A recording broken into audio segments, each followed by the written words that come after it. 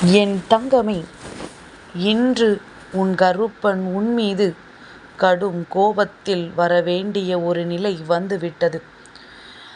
உடனே அப்பன் என்ன சொல்ல வருகிறான் என்று கேட்டு உன் மீதிருக்கின்ற தவறை நீ திருத்திக் கொள்.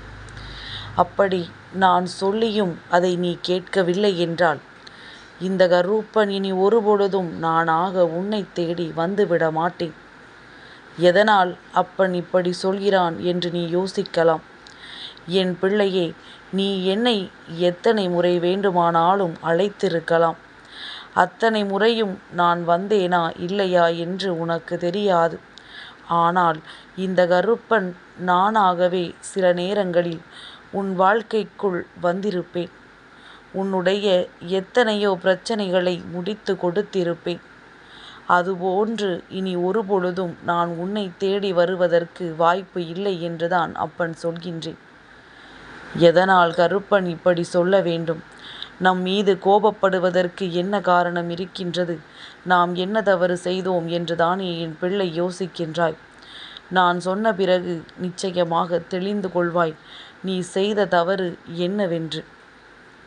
என் பிள்ளையே, பொதுவாக தெய்வம் தன்னுடைய குழந்தைகளின் மீது சட்டென்று கோபப்படுவது இல்லை.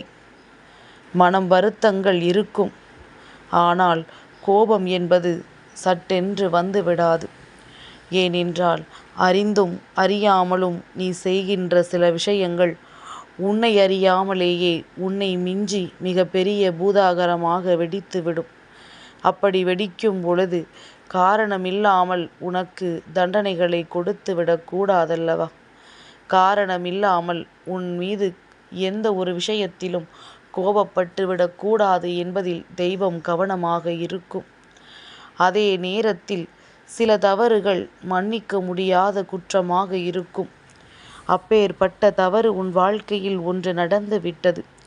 ஆனால் என் பிள்ளை, இதை நீ சரியாக கையாளவில்லை என்பதுதான் உண்மை. எந்த விஷயத்தை எப்படி பார்க்க வேண்டும் என்று புரியாமல் என் பிள்ளை நீ விழிபிதுங்கி நின்று கொண்டிருக்கின்றாய். இந்த வாழ்க்கையில் உன்னை சுற்றி நடக்கின்ற ஒவ்வொரு விஷயங்களையும் என்னவென்று நீ அறிந்து கொள்ளாமல் வாழ்ந்து வருகின்றாய். இப்படியே இருந்து கொண்டிருப்பாயானால் ஒரு நாள் இந்த வாழ்க்கை உன்னுடைய அத்தனை சந்தோஷத்திற்கும் முற்றுப்புள்ளி வைத்துவிட்டு சென்றுவிடும் என்பதனை நீ மறந்து விடாதே. என் பிள்ளையே, அப்பன் இப்பொழுது சொல்கின்ற விஷயங்களை செவி கொடுத்து கேள். கருப்பனின் கோபத்தில் நியாயம் இருக்கின்றதா இல்லையா என்பது உனக்கு புரிந்துவிடும்.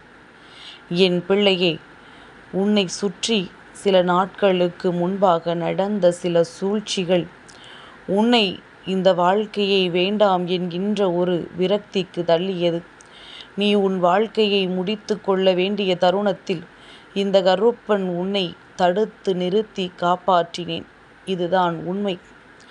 அப்படி இருக்கும் பொழுது என் பிள்ளை, நீ எப்பொழுதும் வாழ்க்கையில் நடக்கின்ற ஒவ்வொரு விஷயங்களையும் கண்டு மனதிற்குள் தெளிவான சிந்தனைகள் இல்லாமல் ஏனோ தானோவென்று இருந்து கொண்டிருக்கின்றாய்.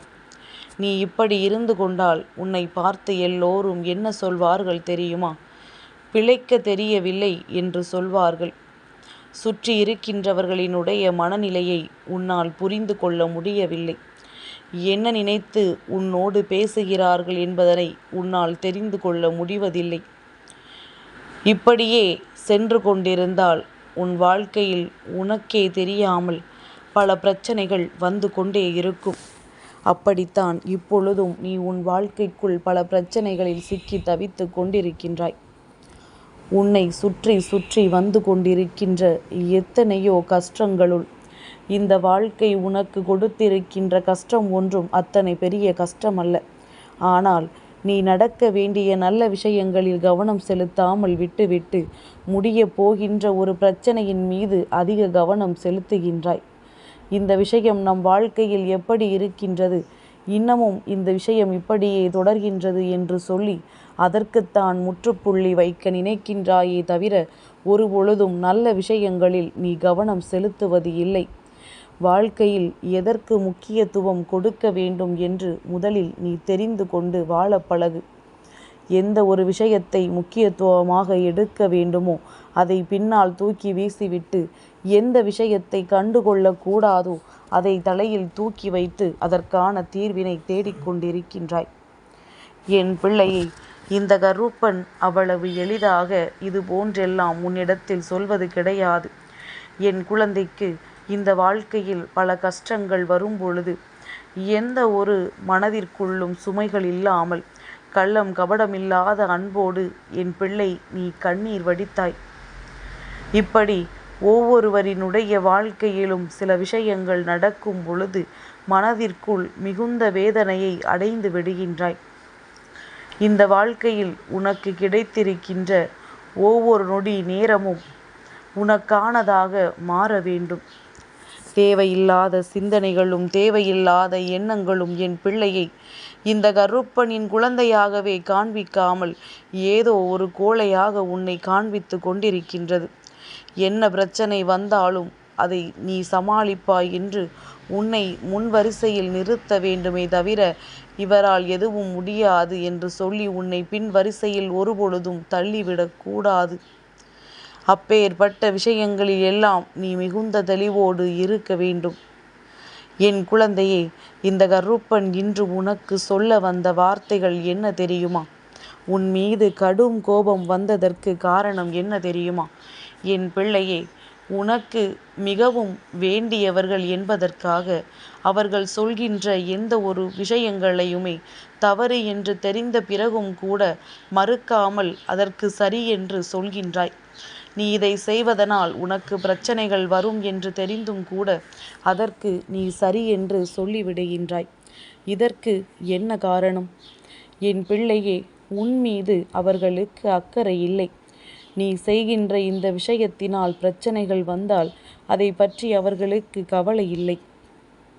எதுவாக இருந்தாலும் நீ அனுபவிக்கட்டும் என்று நினைக்கின்ற இந்த மனிதர்களுக்காக இந்த வாழ்க்கையில் எல்லாவற்றையும் செய்வதற்காக நீ ஓடிக்கொண்டிருக்கின்றாய்.